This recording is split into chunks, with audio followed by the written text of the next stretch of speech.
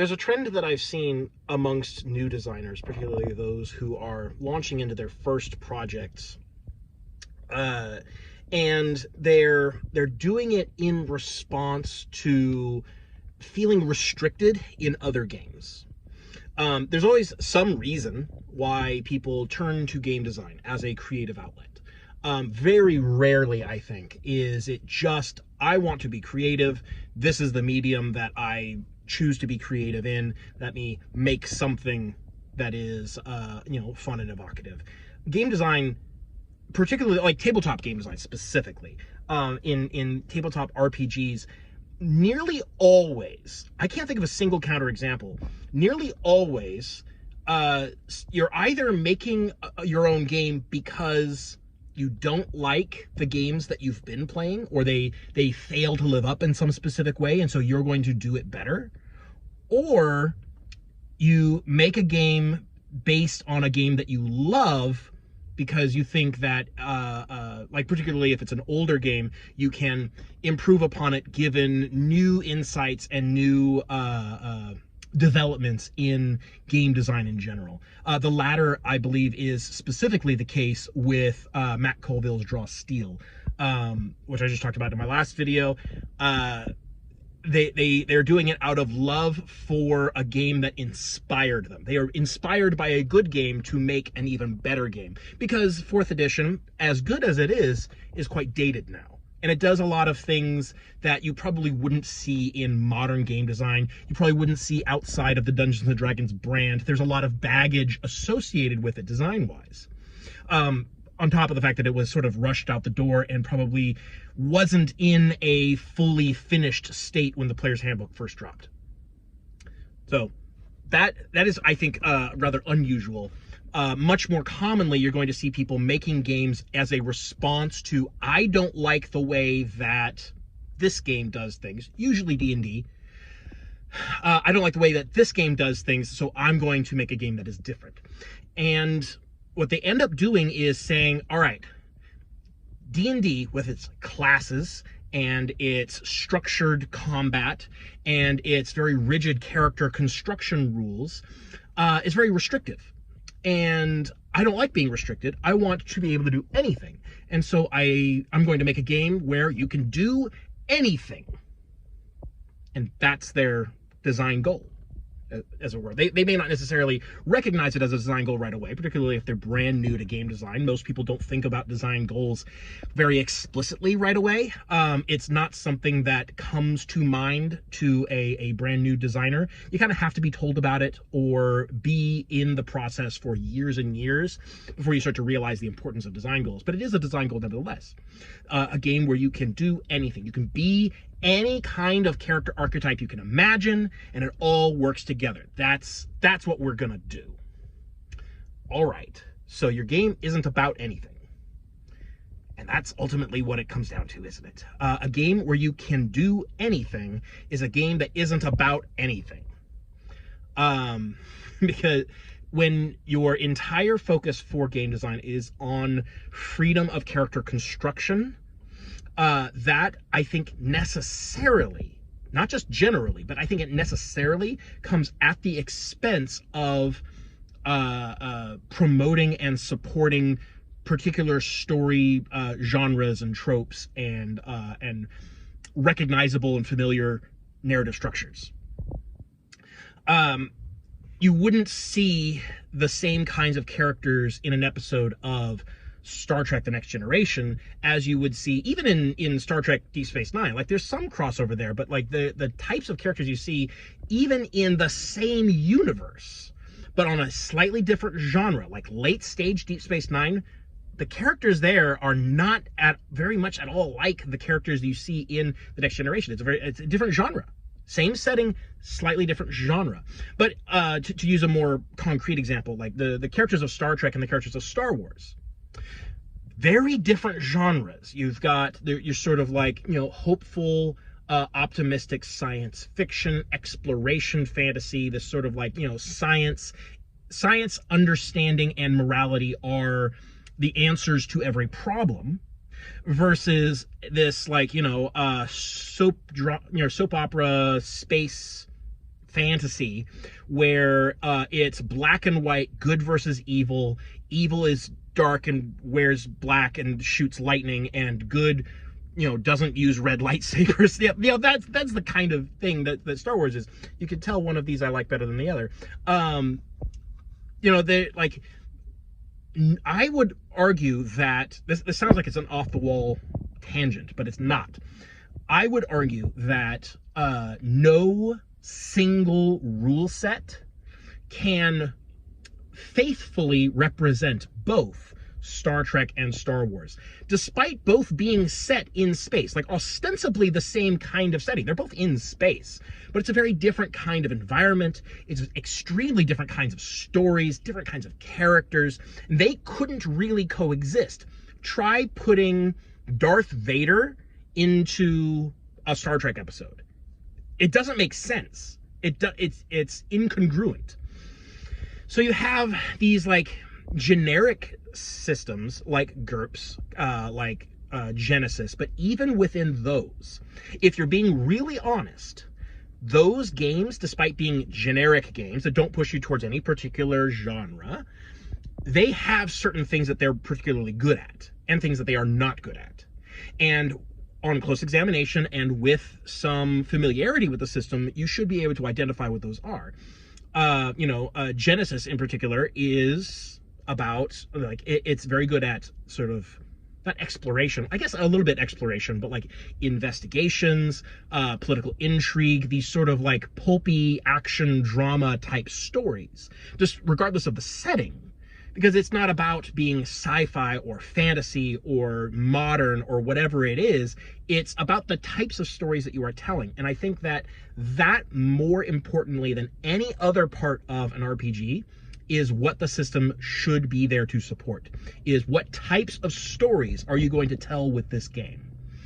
Blades in the Dark is very, pulp action kind of, exciting criminal drama and action. It's not suited for, deep moral scientific exploration, to bring us back to the Star Trek genre. It's not good for, dungeon crawls. Like Blades in the Dark would be an abysmal type of system for running your standard fantasy dungeon crawl adventures. Like it just would not work. And that's because it knows what sort of genre it's about. It knows what sorts of stories it is trying to be able to tell, and it is geared towards that. I would argue that the most generic type of systems are not good at telling certain types of stories. They are better at telling whatever types of stories they are designed to tell. And so I would push back. I don't generally, because I don't know. It feels like I'm not bullying, but feels like I'm being discouraging to a new designer. But when I see someone say that, oh, my game is not about anything in particular, it is a generic system where you can do anything, you could have, pig farmers and gods in the same party and it's fine. And like, that doesn't make sense. It is not logically feasible for these things to coexist unless the absurdity is the point.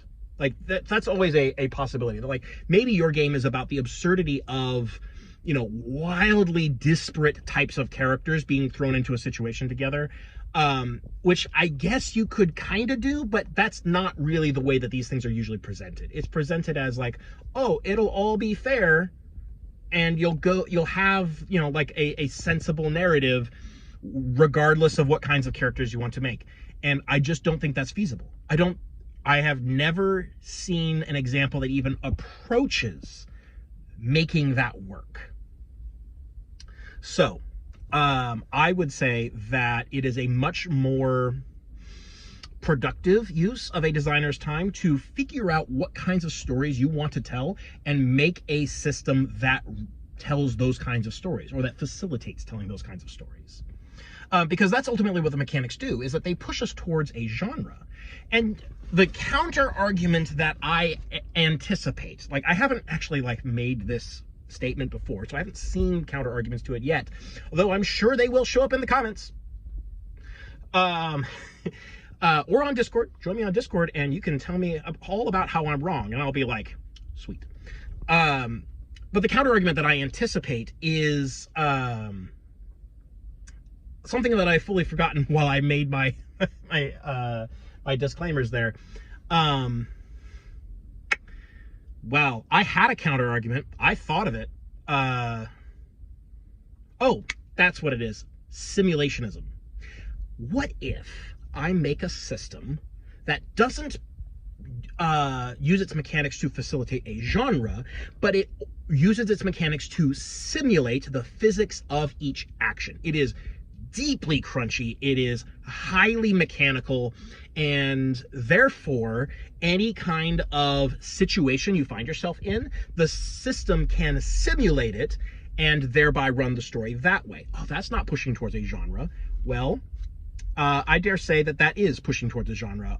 Not only is it a very particular type of gameplay, which I don't personally find engaging, but also the way that you decide to simulate the world of the game is always going to reflect your own personal idea of the way that the world should be simulated. You know, is it being simulated in the same sense as, like, you know, a crime drama where you know, the characters are very mortal, they're very limited, and you know, they're largely bound by limitations of the law and by their ability to you know, crack the case and investigate and interrogate and whatnot? Are those the limitations that the game is primarily concerned with? Or is it more like a John Wick type of situation where, yeah, you can simulate gunfire and have, you know, different accuracies for different kinds of weapons and different skills of users, and allow John Wick to have a certain amount of plot armor that allows him to do the things that he wants to do? Or maybe it's a John Wick style universe, but you don't give the main characters any plot armor and they just die immediately.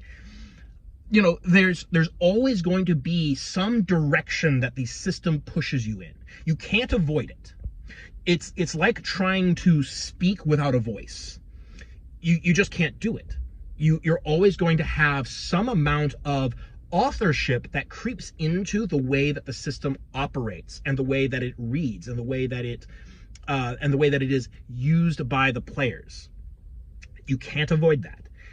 Therefore, no matter how simulation-y you get your system, you're still going to be pushing towards a particular kind of genre. You're just going to be making it feel like it's sort of like, oh, I'm not pushing you towards this genre. The simulation is the simulation that I designed and decided how it works.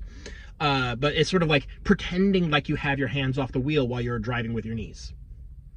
Yeah, that's what it feels like to me when you try to posit simulationist games as being genre free, because they're not.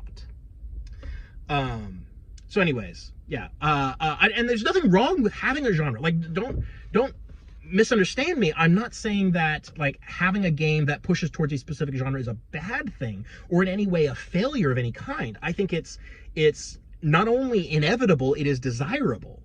You know, having different games that each push towards different types of stories that we tell is part of what makes the RPG design space, like, it's not an industry per se, because a lot of people are not making money on these things, but you know, the wider community, the game designers at large, is what makes the area so deeply textured. I think it's one of the greatest things about tabletop RPGs is that the design space is still so open, so largely unexplored, that, like, this is it. Like, it's hard to even express, like, how much space is not yet explored because largely because there's no formal education in this regard.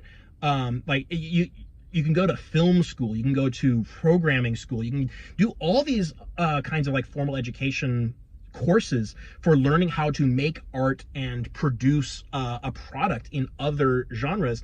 There isn't really the same thing for tabletop RPGs. It's largely unexplored space, which means a lot of people are learning from ground zero and kind of self-teaching, maybe getting a little bit of help from the various tabletop RPG design communities that are out there. which are great, by the way. Like I found some like there's a tabletop RPG development Discord server that I'm in. It's great. Very busy. I don't engage with it as much as I want to because I'm very busy. There's the Tales from Elsewhere Discord server, also really good, and my own, of course. Like you can get some help, but you're mostly self-educating, which is, I think, it's kind of unfortunate for the design space as a whole, but ultimately, like, it's exciting because you get people with these fresh ideas, and hopefully they're not quite as bogged down with preconceived notions as they might otherwise be if everyone was coming off of college, or like a high school course or whatever it is. Like if there was any formal education, you would probably see a lot more of like the same ideas over and over again because it's been standardized. It hasn't been standardized in the real world, and so it's very exciting to see what people come up with. But I feel like this specific idea that you can have a perfectly generic system where anything is possible and you can do anything and it all kind of coexists in the same context, I think that is impossible to make work. I think there's too much dissonance with regards to genre and the relationship between storytelling and mechanics to allow that kind of thing to happen outside of the absurdist kind of approach where like the disparity between characters is kind of the point. Anyways, that's just my take. Maybe I'm wrong. Probably not.